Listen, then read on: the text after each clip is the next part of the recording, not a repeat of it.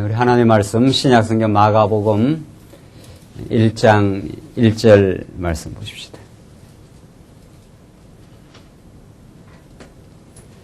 찾으신 줄 알고 봉독 드리겠습니다.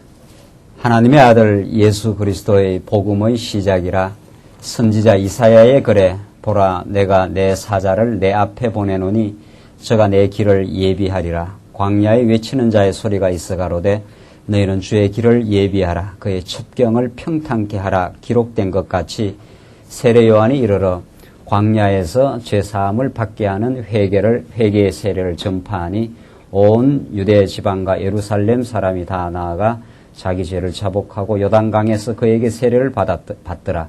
요단은 약대틀을 입고 허리에 가죽띠를 띠고 메뚜기와 석청을 먹더라.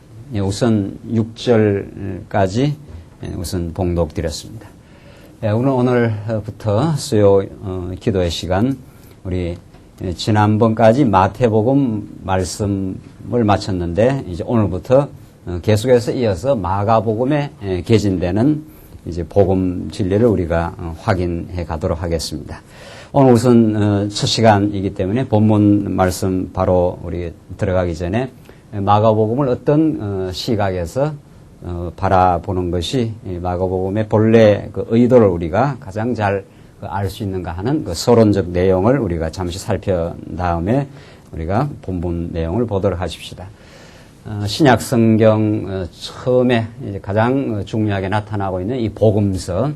이 복음서가 한 권의 복음으로 되어 있는 것이 아니라 네 권의 복음, 사복음서로 되어 있다는 사실. 이것은 우리 2000년 성경 해석 학사에서 언제나 그 문제거리가 되어 왔고 사실상 지금까지도 신학에서 그 난제로 지금 되어 있습니다. 이른바 이 사복음서의 이 조화 문제입니다. 왜 하나님께서는 우리들에게 예수님에 대한 그 행적, 예수님에 대한 그 표적적 사건, 궁극적으로 예수님을 우리에게 가르쳐 주시는 이 복음서가 한 권으로 되어 있지 않고 4명의 기자들을 그 동원하여 그렇게 우리에게 그 기록되어졌고 우리에게 그 전달되고 있는가? 이것은 참 학자들로 하여금 아주 참 그 골머리를 아프게 하고 또 여러 가지 그 이론들이 지금까지 등장해서 이것을 어떤 식으로든지 절충해 보기도 하고 조화를 시켜 보려고 애쓰기도 해왔던 아주 어려운 그 난제 중에 하나입니다. 제가 최근에 쓰고 있는 책 제목이 이제 신학의 혁명인데 하나님께서 참 이 시대에 우리들에게 하나님의 올바른 그 하나님 되심을 우리에게 가르쳐 주기 위해서 창세기부터 계시록까지 이르는 전체적인 성경의 그 논리와 구조, 하나의 주제에 입각한 그런 진리를 우리에게 가르쳐 주신 것은 참 모두 놀라운, 참 우리가 감당하기 어려운 그런 하나님 은총이 아닐 수 없습니다. 그 중에 하나, 우리가 오늘 이제 마가복음을 살펴감에 있어서 이 사복음서가 각기 예수님의 다른 측면들을 부각시키면서 전체적으로 조화가 된다고 하는 우리 성경신학적인 이런 복음서 이해, 오늘 특별히 마가복음서 이해는 이거 하나만 하더라도 신학계에 굉장한 그 충격이요, 놀라운 그 혁명이 아닐 수가 없습니다. 이 네 권의 네 권의 이 복음서 때문에 사실상 서구의 그 자유주의 신학이라고 하는 성경이 하나님의 말씀으로 받아들이기 어렵다 하는 또 근본적으로 더 나아가서 하나님의 말씀이 아니라고 하는 그 부정에 이르게 되는 그 원인이 이 바로 사복음서의 다양성에 있습니다. 그러니까 예수님에 대해서 조명하는 또 서술하는 내용이 각기 다양한 방식으로 되어 있다는 겁니다. 실제로 그렇게 되어 있습니다. 그래서 우리는 지금 이 마가복음의 성경적 위치와 이 사복음서, 특별히 사복음서의 그 조화 문제를 우리가 서론적으로 잠시 거론하지 않을 수가 없습니다. 우리는 지금 우리 지난 시간까지 마태복음을 배우고 우리 오늘 이제 마가복음을 배우고 이제 다음 누가, 요한복음 이렇게 되어 있습니다. 얼핏 봐서는 예수님에 대한 예수님 출생하시고 예수님 복음 전거하시고 고난받으시고 나중에 부활하시고 이런 내용 등등이 사복음서에 대체로 공유를 하고 있고 어떤 부분은 좀 다르기도 하고 이제 이렇게 돼 있단 말이죠. 왜 하나님께서 이 네 명의 기자를 통해서 예수님을 우리에게 보여주느냐? 각각은 어떤 특징을 가지고 있고 이것은 전체적으로 어떤 그 통일성을 유지하고 있는가? 이게 보통 문제가 아닙니다.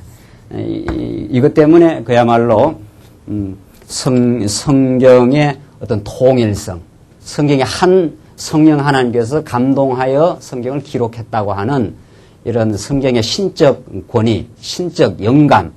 그래서 성경은 우리가 믿을 만한 절대적인 하나님의 말씀이라고 하는 그런 그 성경의 그 권위를 그 부정하게 되는 그런 그 빌미를 자꾸 낳는다는 거죠.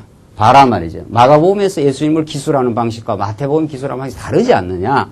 한 사건에 대한 서술도 약간씩 다릅니다. 어떤 부분에 대해서는.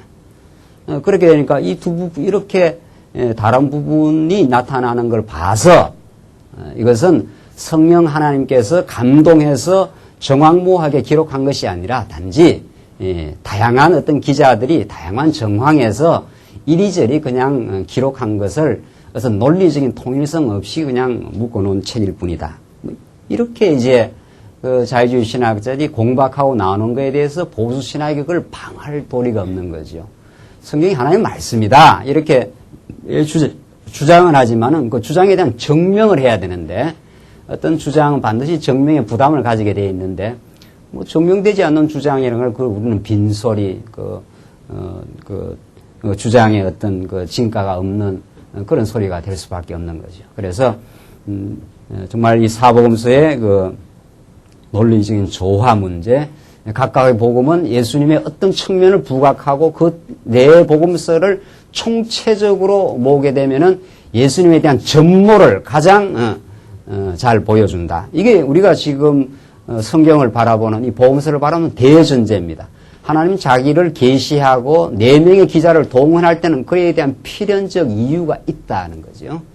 이게 우리가 믿는 우리가 이제 그 가장 강력하게 전제하는 내용입니다. 이거는 전제하고 믿을 뿐 아니라 사실로 그렇게 증명이 돼야 되는 거죠. 왜 하나님께서는 마태복음을 기록하게 했고 그 다음 마가복음을 기록하게 했고 누가복음을 기록하게 했고 요한복음을 기록하게 해서 이것을 이렇게 묶어서 예수는 그리스도임을 보여주느냐. 이 지금 질문입니다. 그래서 오늘 우리는 정말 지금 오늘 수요일부터 이제 마가복음을 이제 쭉 살펴가면서 정말 하나님께서 정말 마가라는 기자를 통해서 예수님의 어떤 측면을 이제 우리들에게 잘 부각시켜 줌으로 정말 우리에게 복음 진리로 정말 다가오게 하시려고 마태복음과는 다양한 다른 그 시각으로 이 마가복음을 기록했는가. 이걸 우리가 그 시각을 정확하게 분명하게 잡고 이 마가복음을 우리가 읽어나가면은 정말 그렇구나.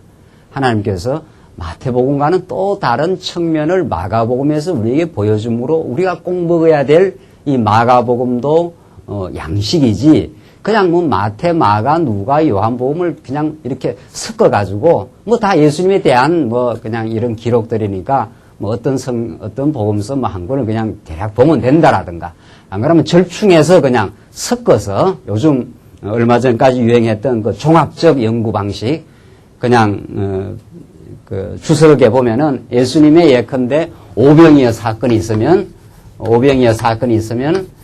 마태, 마가, 누가, 요한에서 마태는 이렇게 하고 이렇게 하고 이렇게 하고 이렇게 해서 한 사건을 그냥 쭉 막 섞어가지고 그것을 이렇게 말했다. 이런 식으로 그냥 내 복음서를 섞어버리는 방식이죠. 그러니까 우리는 그렇게 하면 안 된다는 거죠. 그렇게 하면 안 된다. 마태복음대로의 뚜렷한 그 논리를 가지고 아주 치밀하게 전개되면서 예수님의 측면, 특히 우리가 이미 공부했던 예수님의 직임에 대해서 부각시키고 오늘 우리 마가복음은 이제 다르다는 거죠. 마태복음 우리 지금까지 우리 지난 시간까지 공부한 대로 마태복음이 마가복음하고 다른 특징을 갖고 있을 뿐 아니라 그 위치도 다르다는 거죠. 위치까지도.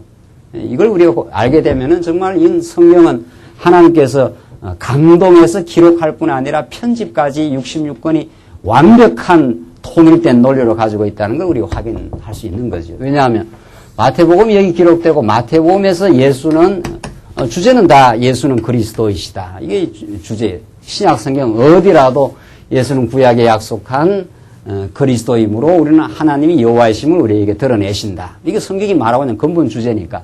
자, 예수는 그리스도이신데 마태복음은 구약과의 연결고리로 되어 있기 때문에 마태복음에서 예수는 그리스도를 증명하는 방식이 마가복음하고는 현저하게 서술 방식이 다릅니다.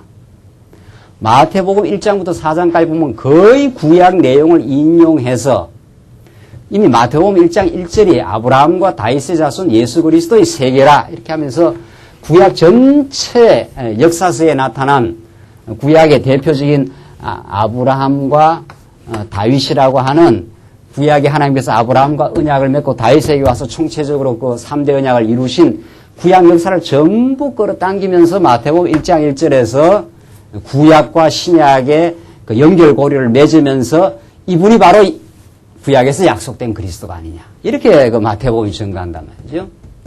아브라함은 이삭을 낳고 이삭은 야곱을 낳고 이런 방식으로 구약 전체에 하나님께서 맹맥하게 흘러가는 하나님의 살아계심을 당신이 여호와이심을 구약의 그림자적으로 이미 보여준 사건을 이렇게 실제로 예수가 왔지 않았느냐.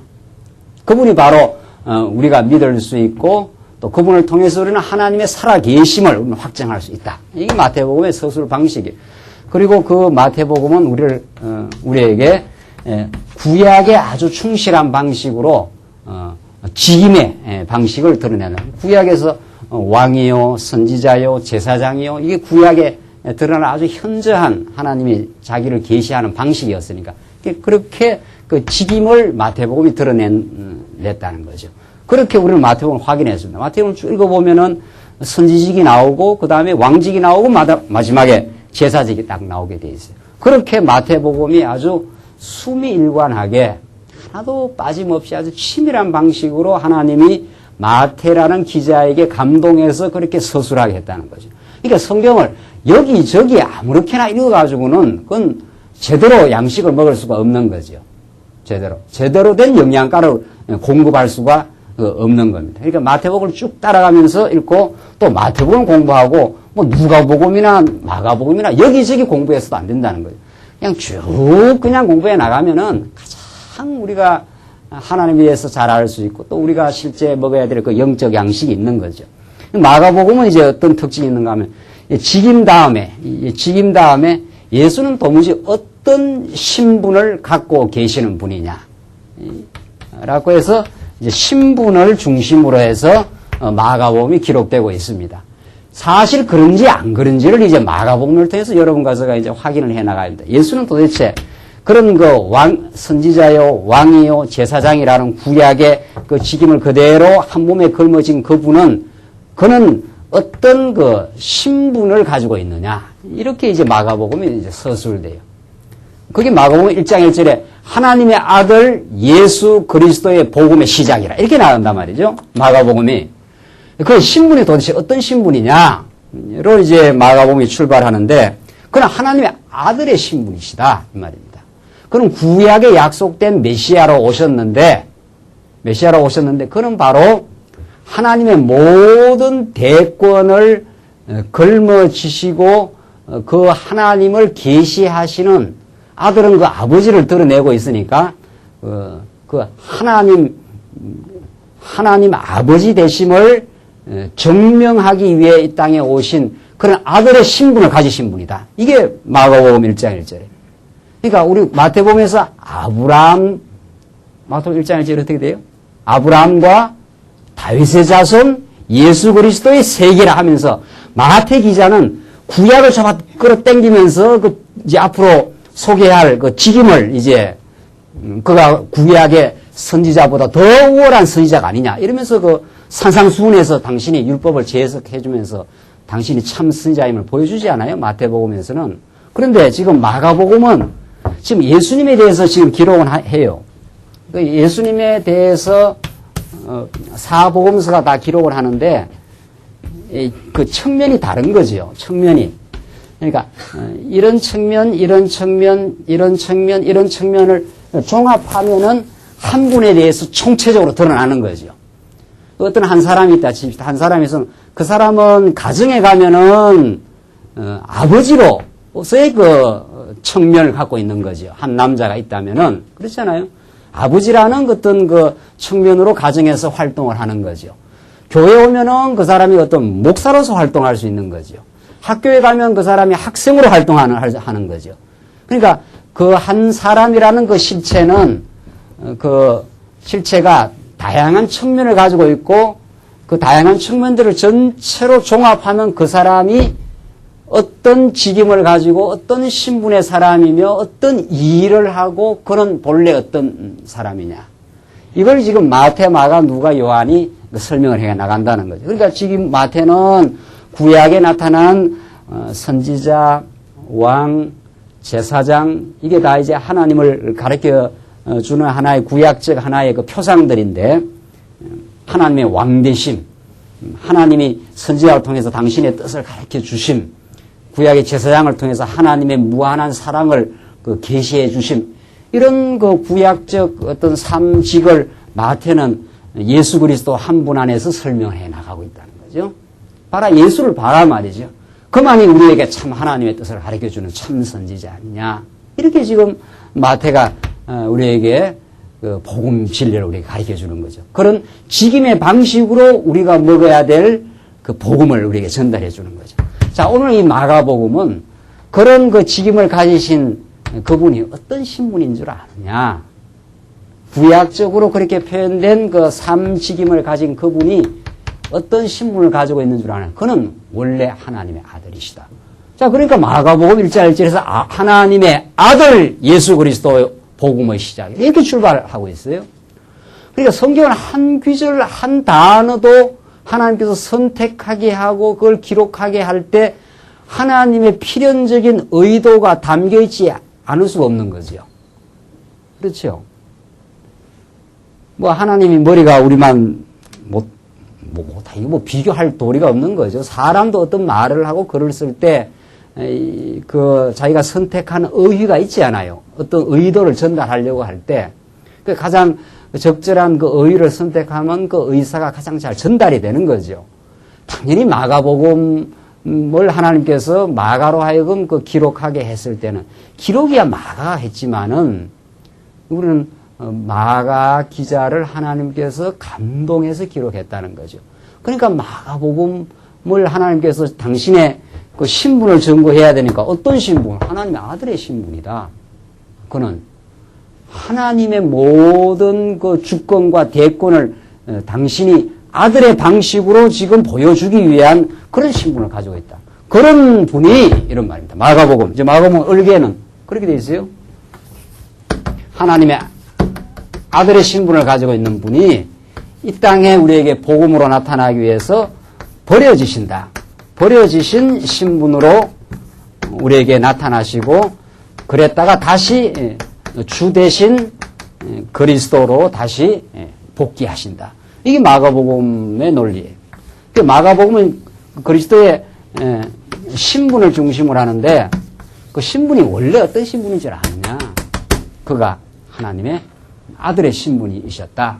그런데 하나님의 그 무한한 사랑을 우리에게 계시하기 위해서 우리의 구원을 이루시기 위하여 그는 우리 대신 죄를 걸머지시고 우리가 버려져야 될 그 자리에 와서 버려지시고 다시 부활 성천하심으로 그는 당신이 하나님의 아들 주라는 사실 만주의 주라는 사실을 입증해낸 하나님의 권능과 살아계심을 보여주신 분이다. 이게 마가복음이에요.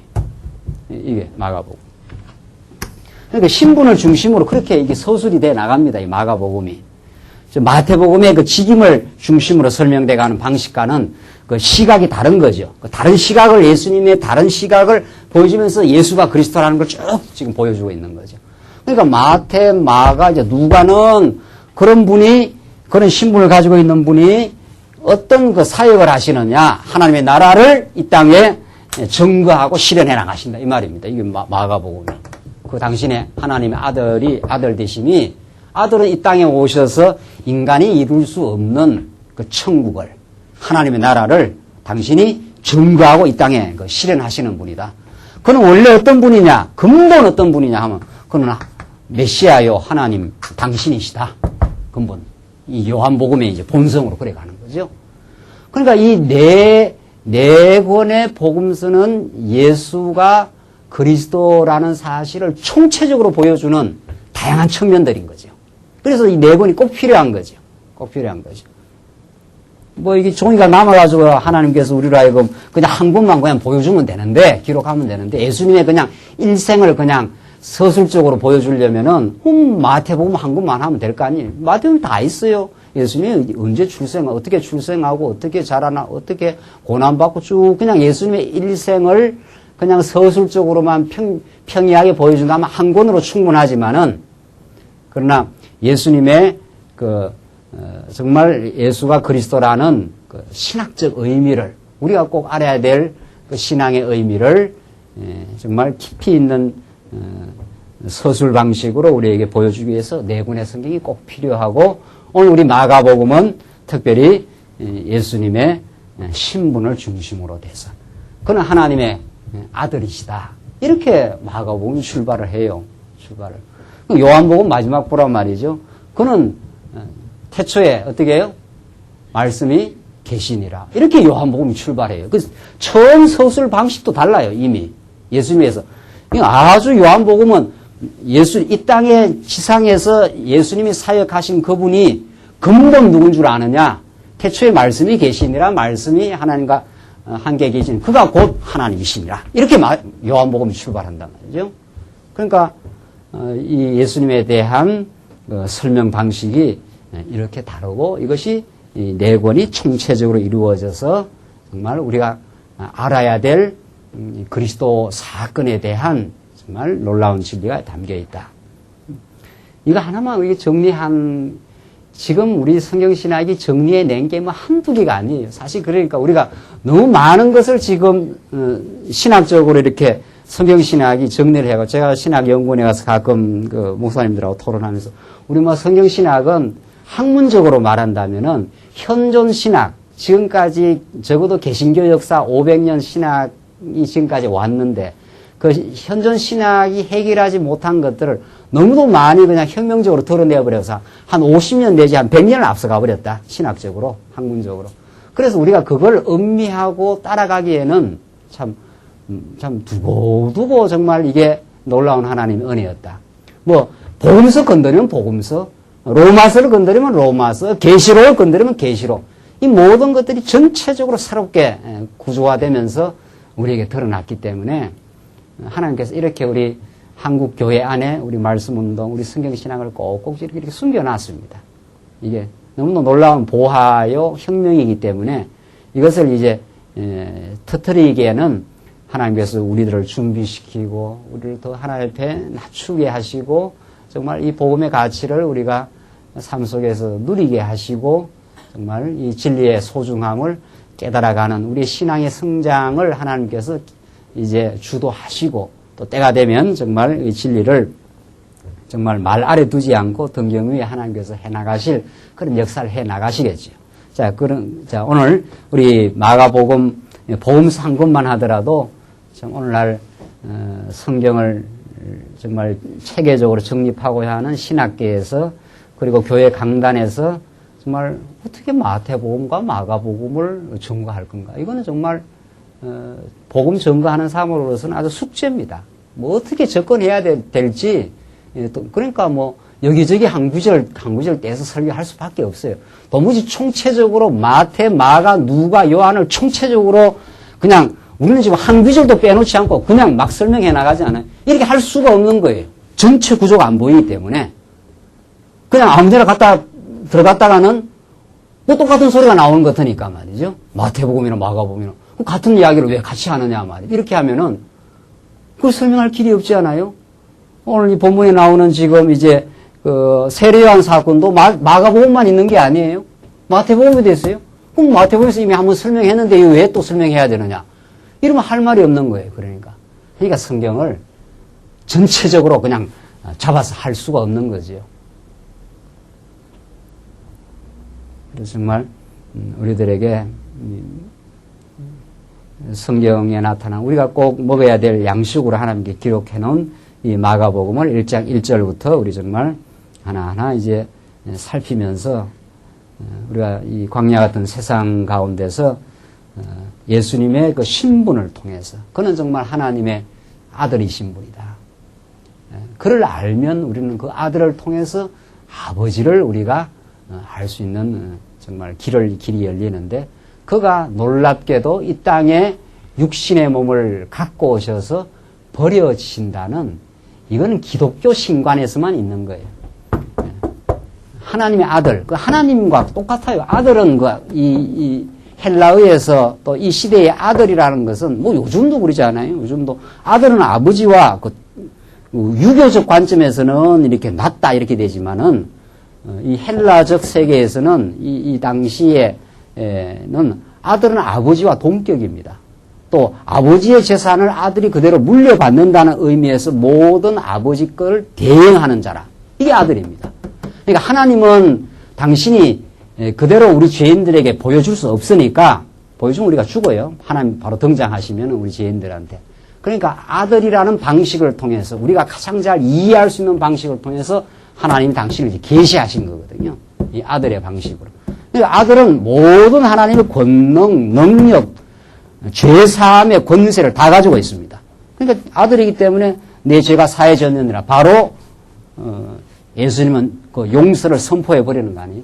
그가 버려지십니다. 이게 마가복음의 참 극적인 이제 복음에 그 드러납니다. 아들이 능력도 많고 권세도 많은 분이 왜 버려지시느냐 말이죠.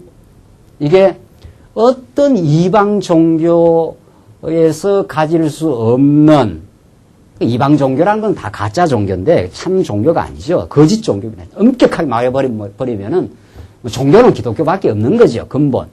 일반적으로 종교학자들이 기독교, 불교, 뭐 기타 등등해서 여러 종교 중에 하나로 기독교를 보지만은 그건 일반적인 사람들이 하는 이야기지 하나님 한 분 계시고 하나님 당신을 계시한 종교는 기독교밖에 없는 거니까. 그러니까 기독교의 신관도 여타 모든 이방 신관과는 뚜렷하게 다를 수밖에 없어요. 그게 바로 여기에 나타나요.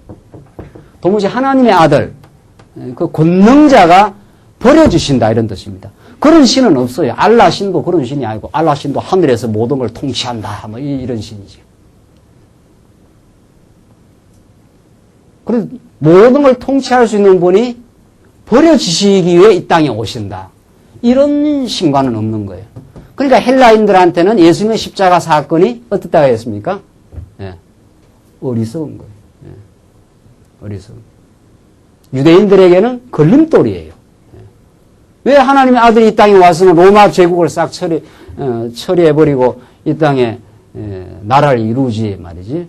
왜 십자가에 매달려 죽냐 말이죠. 그게 아주 어리석게 보이고 받아들이기 어려워요. 받아들이기가. 그러나 이거야말로 마가복음의 이 지금 구조야말로 여러분과 제가 영원히 찬양할 내용이요. 하나님이 우리를 사랑하셨다는 그 확정입니다. 그분이 우리를 위해서 버려주신다 이런 뜻입니다. 이거 이상의 큰 하나님의 사랑의 표현이 없는 거죠. 이런 신과는 없는 거죠. 세상에 어떤 종교에도 권능자가 능력자가 버려지시기 위하여 이 땅에 오셨다. 이런 신은 없다는 거죠. 그렇게 버려지심으로 우리가 버려져야 될 우리의 죄악을 걸머지시고 버려지셨다가 다시 살아나셔서 그는 만왕의 왕이요. 이 세상의 주관자라는 것을 살아남으로 증명을 하시고 우리에게 그걸 확정시켜 주신 분입니다. 그래서 우리는 그런 예수를 우리가 믿고 그 예수를 우리가 따라가고 그의 무한한 그를 통해서 드러난 하나님의 사랑 속에 우리가 지금 살아갑니다. 마가복음은 그런 그리스도를 우리에게 지금 우리에게 증명해 준다는 거죠. 이런 마가복음의 정말 복된 소식. 우리 인생은 스스로 기쁨을 만들 수가 없습니다. 어떤 경우에도. 그게 성경이 규정하는 죄인이라는 말씀입니다. 죄인은 하나님과 같이 되어 있어가지고 스스로가 하나님과 같이 되고자 하기 때문에 능력 없는 인생이 능력 있는 척을 해야 되고 의롭지 못한 인생이 의로운 척을 해야 되기 때문에 그 안에 자기 모순을 가지고 있습니다. 그래서 스스로 기쁨을 만들어낼 수가 없습니다. 그래서 모든 이 현대인들의 정말 좀 노골적으로 말하면 발악은 스스로 기쁨을 만들기 위한 시도들입니다. 모든 것들. 그러나 그게 기쁨이 없습니다. 기쁨은 인생 스스로 안에서 만들 수 있는 게 아니라 하나님으로부터 주어지는 선물입니다. 그 하나님의 놀라운 사랑의 소식이 전달돼야 우리에게 기쁨이 있다는 거죠. 오늘 마가 복음이라 했지 않았어요? 이 복된 이 소식. 이 2000년 전에 예수는 어떤 분으로 등장하셨고 어떻게 벌어지셨고 그는 살아나심으로 우리를 영원히 사랑하시고 통치하시는 주관자로 등장하신다는 이 기쁜 소식, 이 굿뉴스를 우리가 오늘 들을 때라야 우리는 오늘 하루 살아가는 삶의 의미도 생겨나고 기쁨도 위로부터 주어지고 그 복음의 기쁨이 우리는 광야를 살아가는 원천적인 힘입니다. 자, 우리 이 정도 우리 서론을 하고 이제 본문 말씀 우리 들어가도록 하겠습니다. 우선 1장 보십시다. 1장 1장부터 5절까지가 하나님의 아들의 신분입니다. 이게 1장부터 5장까지고 이게 6장부터 몇 장입니까? 10장입니까? 예? 10장까지고 11장부터 이제 끝까지 이렇게 마가복음이 아주 치밀한 방식으로 구조화되어 있습니다. 자, 우선 1장부터 5장까지 하나님의 아들의 그 신분에 대한 말씀. 정말 1장부터 5장이 예수가 하나님의 아들이라고 하는데 포커스를 맞추고 그렇게 서술하고 있는가? 그걸 여러분과 제가 확인하면서 정말 예수는 하나님의 아들이시구나. 그가 하나님의 모든 대권을 갖고 있는 분이구나. 이걸 우리가 확인할 필요가 있는 거죠. 자, 우선 그 신분, 하나님의 아들의 신분을 가르쳐 주기 위해서 1장에서는 하나님의 아들이라는 그 증거를 밝힙니다. 1장 전체가. 자, 이제 그런지 안 그런지 봅시다. 하나님의 아들을 믿어라 이 말이 아니에요. 우리 성경은. 자, 이게 오늘날 이제 설교 비평에서 정말 아주 지금 재미난 설교 비평이 지금 계속 쏟아지고 있는데 성도들을 하여금 예수를 믿으라가 자꾸 하는데 믿으라 해서 안 믿어진다는 거 아니에요. 예수가 그리스도라는 뭐를 밝혀주면 되는 겁니까? 증거를 밝혀주면 됩니다. 증거를 밝혀주고 증거를 보여주면 믿게 되어 있습니다. 그렇죠? 예. 우리 인생은 동물이 아니어서 정말 한 이 논리와 어떤 사실적인 증거가 확실하게 드러나면은 그게 자동적으로 믿게 되어 있습니다. 믿게 되어 있어요. 믿으라 하는 것처럼 허구적인 아무 내용 없는 빈소리가 없다는 거죠. 이러이러하지 않느냐? 이러이러하기 때문에 믿을 만한 증거가 나타나지 않느냐? 이렇게 하면은 그렇습니까? 하면 믿어진다는 거죠. 나를 믿으라 하면 안 믿는다는 거죠. 나라는 사람은 이런 사람이라고 신분증을 보여줘야 되죠. 그렇죠? 안 그러면 저를 모르는 사람이 있으면은 내가 이렇게 광야교회 목사입니다. 우리 교회를 데리고 와서 성도님들 앞에서 내가 이렇게 목사입니다라는 걸 보여주면 되죠. 아, 그렇습니까? 이렇게 이제 믿어진다는 거죠. 나는 믿을 만한 사람이니까 믿으시오. 이런다고 안 믿어진다는 거 아니에요. 신분증을 보여준다든가, 교회 목사는 명함이 없네요. 예. 하기야 또 목사도 명함을 찍긴 찍습니다만은 명함 찍긴 하나 찍어야 되겠는데, 명함을 보여준다든가, 명함을 못 믿겠다 하면은 그럼 교회 데리고 와서 이렇게 설교하는 걸 보여준다든가. 그러면 사람 틀림없이 목사구나. 이렇게 이제 믿어집니다. 증거를 해주면 믿어져요. 그래서 성경은 언약과 성취의 증거란 말이죠. 하나님 살아계시다 하는 것을 이런 방식으로 확고부동하게 증거를 해주고 있습니다. 그 증거의 첫 번째가 정인에 의한 증거입니다. 여러 하나님도 등장하고 성령도 등장하시고 세례 요한도 등장하고 여러 측면에서 예수가 하나님의 아들이시라는 것을 이제 증거해 주는 장면을 한번 보십시다. 1절로 우선 8절 세례 요한이 예수가 하나님의 아들이심을 증명하는 내용입니다. 1절로 8절 봅시다. 하나님의 아들 예수 그리스도의 복음의 시작이라.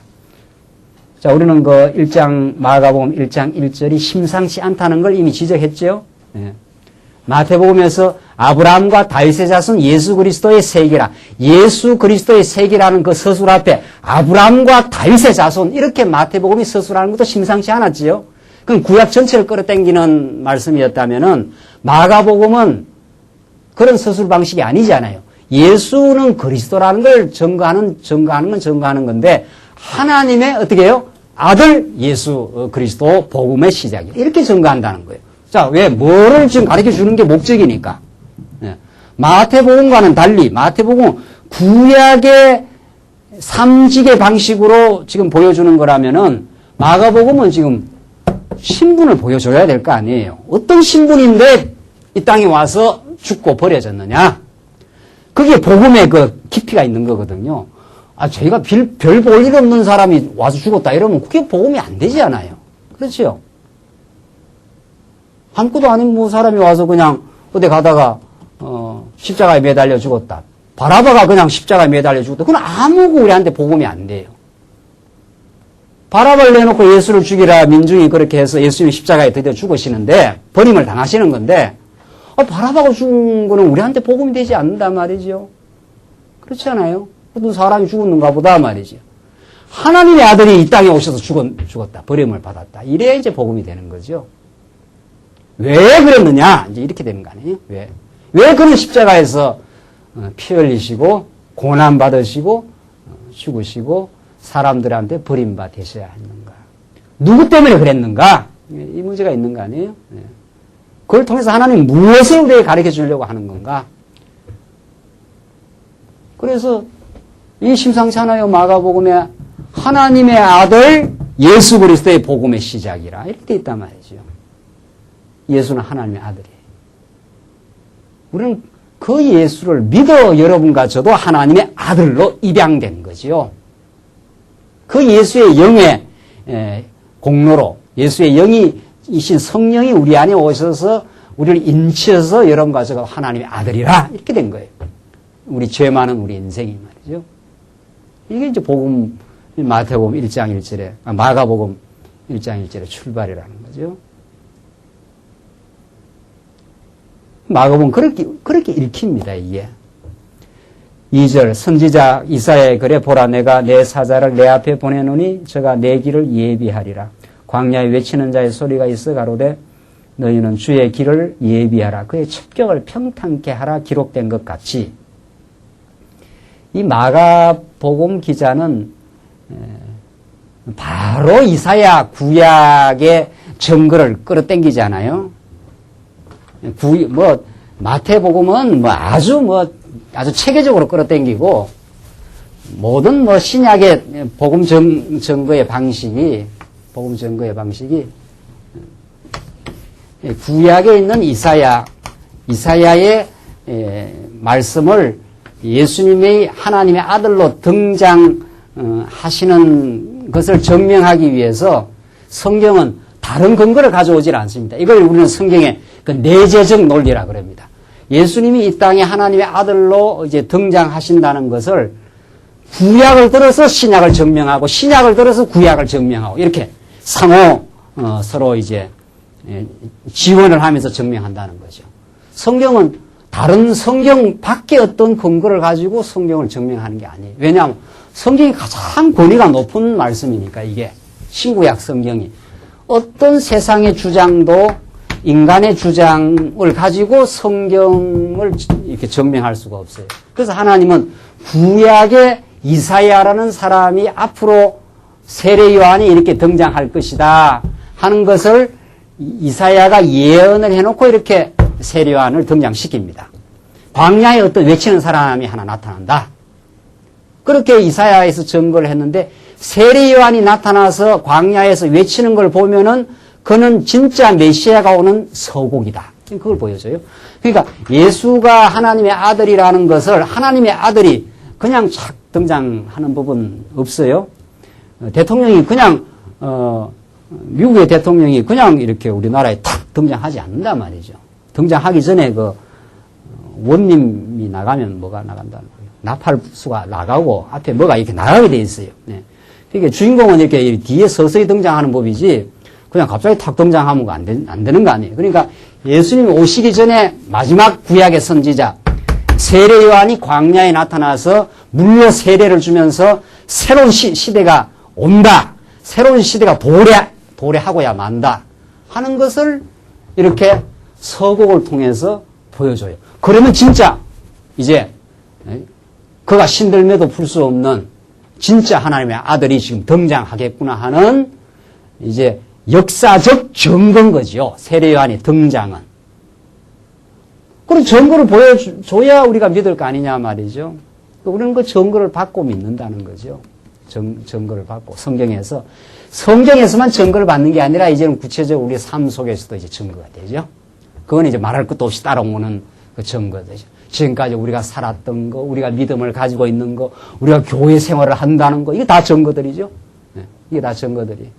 우리 주변에 믿음의 지체가 있어서 우리를 격려하고 지원하고 때로는 그렇게 더불어 산다는 거, 이게 다 우리가 이 어려운 광야 생활 가운데서도 하나님의 살아계심을 우리가 깨닫고 살아간다는 이게 다 증거들, 다 증거들인데 우선 성경에 나타난 증거가 제일 1차적으로 중요한데 세례 요한이 광야에서 외치는 자의 소리로 등장해서 외친다고 이사야의 글에 증거했는데 그렇게 등장한다.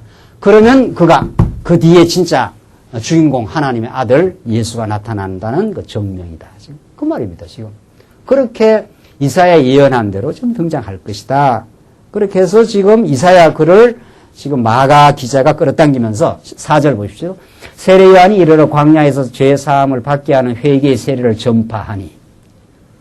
세례 요한이 어디에 살았다는 겁니까? 세례 요한이 도시 한복판에서 증거하면 안 된다는 거 아니에요. 어디서 증거를 해야 돼요?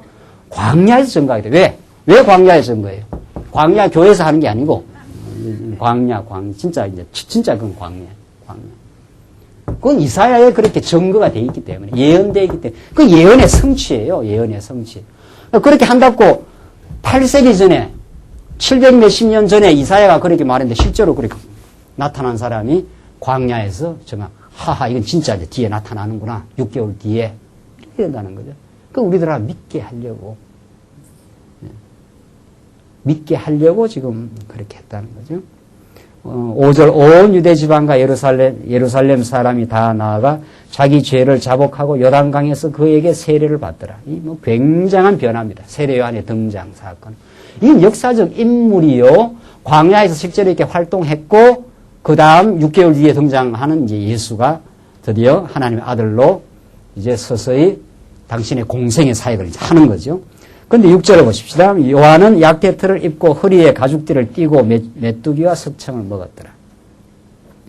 이런 것들이 이제 그동안 세례 요한 이 본문을 가지고 많이 이제 주목하는 거죠. 야, 세례 요한이 어떤 사람인 줄 아느냐? 약대틀을 입었다. 허리에 가죽띠를 띠고 메뚜기와 석청을 먹었다. 이렇게 세례 요한은 좀 광야에서 청빈하게 정말 그렇게 정말 참 선지자로 살았다. 뭐 이런 세례 요한의 어떤 선지자로서의 어떤 뭐라 그래야 됩니까? 이게 무슨 어떤 청빈한 삶이라 그럴까 말이죠. 선지자로서 세례 요한의 어떤 강직한 어떤 삶을 보여준다. 뭐 이런 식이라는 거죠. 그러니까 성경 가지고 별 소리가 다 나오는 거죠. 청빈한 삶이 나오고 뭐가 나오고.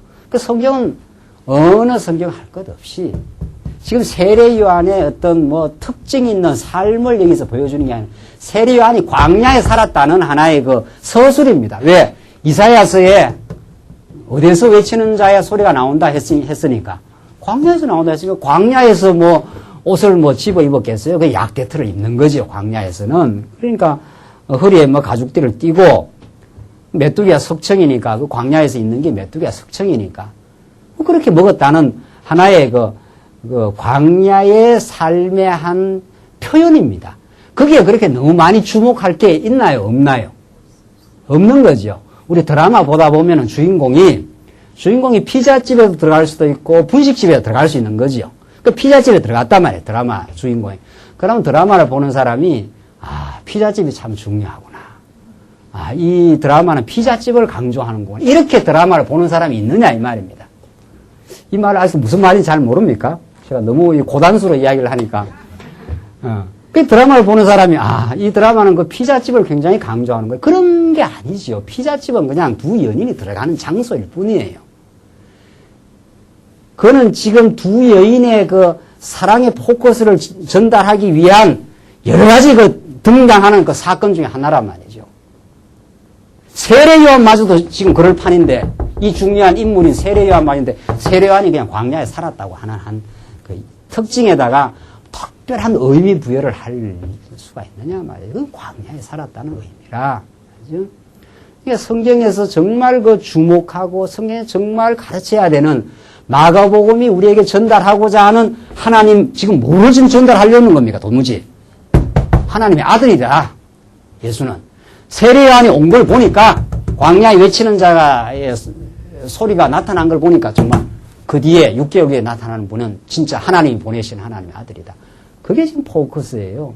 그 성경에서 포커스가 있어요, 그게. 그가 하나님의 아들이라야 우리를 구원해내고 우리를 하나님의 아들로 지금 삼을 수 있는 권세가 있는 거 아니에요.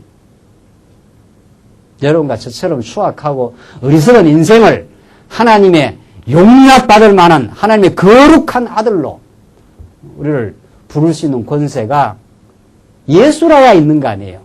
그 예수가 하나님의 아들이기 때문에 있는 거다.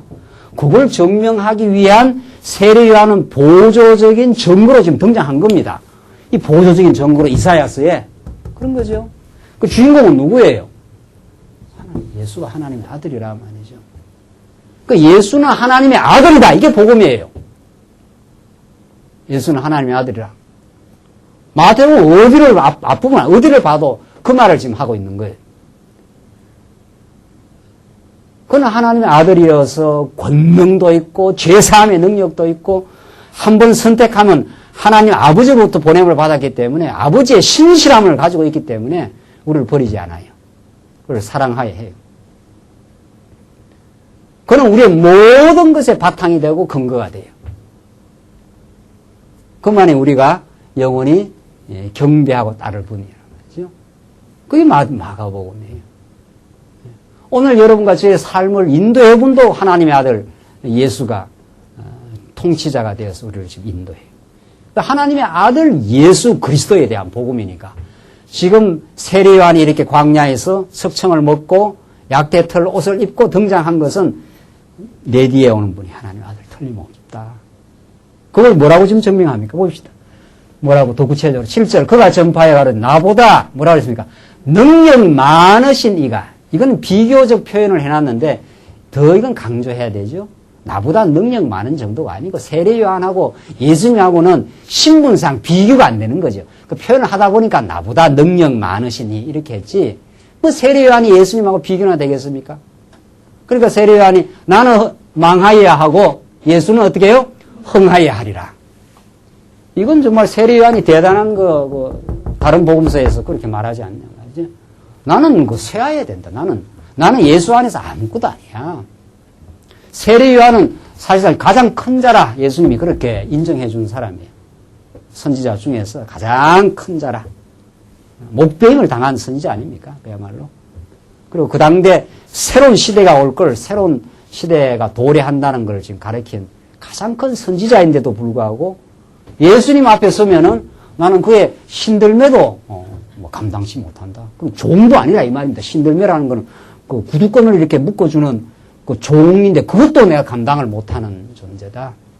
그 예수가 도대체 어떤 분이냐? 우리가 믿는 예수가 그가 어떤 권세와 능력을 가지고 있는 줄 아느냐? 지금 그걸 보여주는 거죠. 우리는 그런 예수를 믿어요.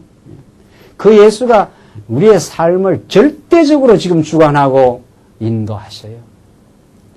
우리의 의가 없음을 깨닫게 하려고 우리를 죄악 가운데 가둘 수 있는 분이요. 얼마든지 건져낼 수도 있는 분이요. 우리를 정말 사망 권세에서 불러내어서 하나님의 자녀로 우리가 이 자리에 있게도 하신 분이요. 하나님을 기억하며 섬길 수 있도록 지금 인도에 가시는 분이요. 그런 하나님의 아들이시다. 그는 변함없는 능력자이시다. 이게 지금 광야에서 외치는 세례요한이 자기는 쇠해야 되고 예수 안에서 이제 오실 메시아를 지금 증명하는 하고 있는 지금 내용이에요.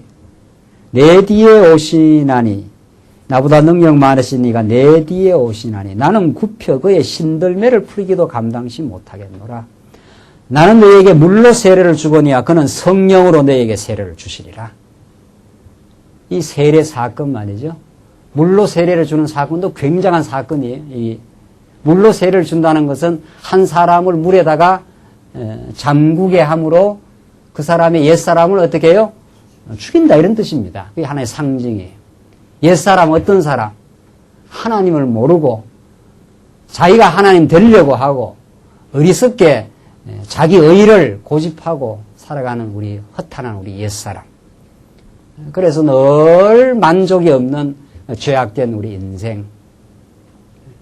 그 옛사람을 물로 죽였다가 살려낼 새로운 사람으로 만드는 새 시대가 옴을 지금 세례 요한이 지금 구체적인 정말 그 요단 강가에서 그걸 소위 말해서 시연을 해 보여준 겁니다. 이 새 시대가 온다.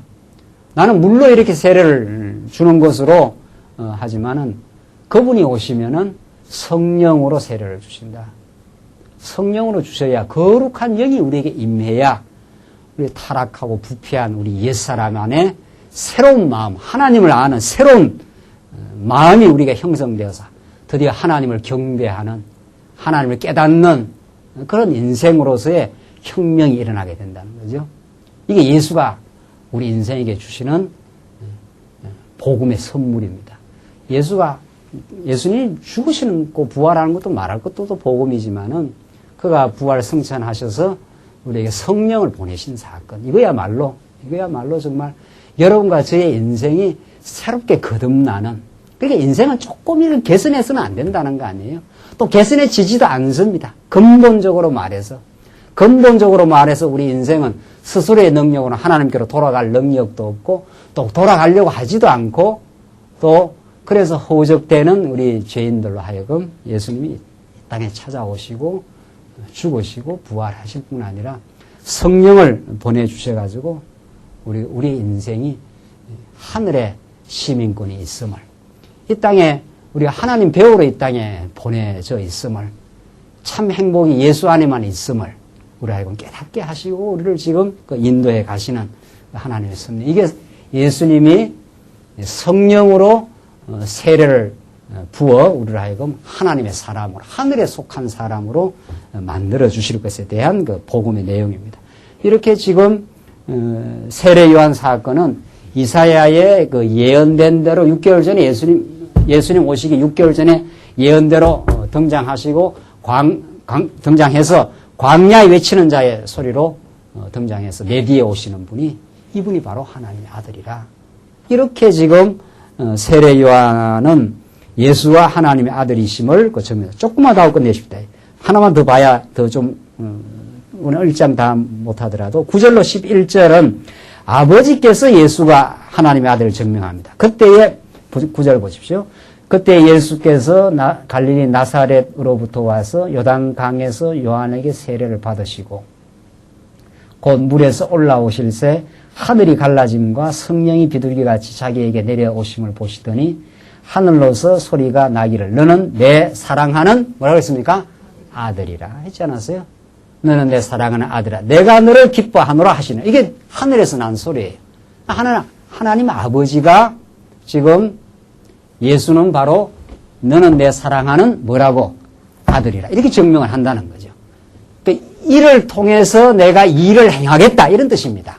하나님은 이를 통해서 하는 모든 일이 하나님이 택한 백성들에게 영원한 길을 열어줄 것이고 하나님이 어떤 분인가를 보여주는 일이라.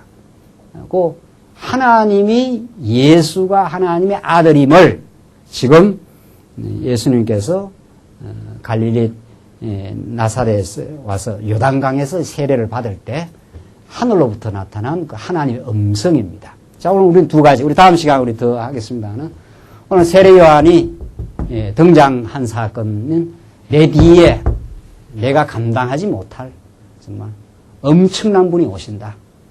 그는 하늘의 대권을 가지고 정말 하늘로부터의 성령을 우리에게 세례로 주실 분으로 나타나신다.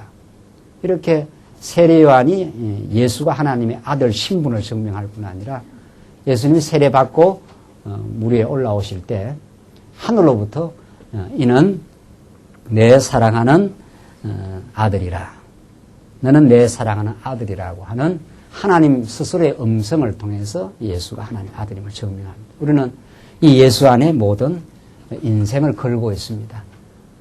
예수 안에 우리의 모든 신분과 우리의 운명과 우리의 삶의 의미가 이미 예정되어 있고 그 안에 우리가 그 은혜를 깨닫게 하려고 우리는 이 땅에 태어나고 지금까지 살아오고 그 하나님의 아들 예수가 우리를 지금 인도해 가고 있습니다. 여러분과 저의 삶이 이 땅에 참 목적이 아니라 이 땅에 우리의 모든 것을 겪으면서 하나님의 능력으로 우리의 삶을 깨닫고 정말 내 안에 의가 없음을 깨닫고 이제 주 안에서 우리의 하나님의 아들 됨을 깨닫고 우리가 하나님을 바라보며 오늘 이 거친 광야지만 우리가 다시 새 힘을 얻고 살 수 있습니다. 예수는 우리의 전부요. 그 안에 우리의 참된 기쁨이 있습니다. 기도하십시다. 우리 자비하신 하나님 아버지, 이 세상이 예수를 하나님의 아들로 알지 못해 온통 스스로 행복을 누려보려고 발버둥 치지만 정말 예수를 통해서만 하늘의 신령한 복음이 우리에게 들려지면 오늘 마가복음 말씀을 통해서 우리 확인했습니다. 예수님을 이 땅에 보내주시고 하나님의 아들로 우리에게 가르쳐 주셔서 우리가 이제 예수 안에서 하나님의 아들 되고 하나님을 섬기는 새로운 인생 되게 하신 하나님의 사랑을 감사합니다. 이 땅 사는 동안 하나님 우리의 일거수일투족을 지배하시고 우리를 낮추어 예수 안에 세워가시는 하나님의 그 놀라운 은혜를 저희들 늘 잊어버리지 않고 살게 저희들 붙들어 주시옵소서. 예수님 이름으로 기도하옵나이다. 아멘.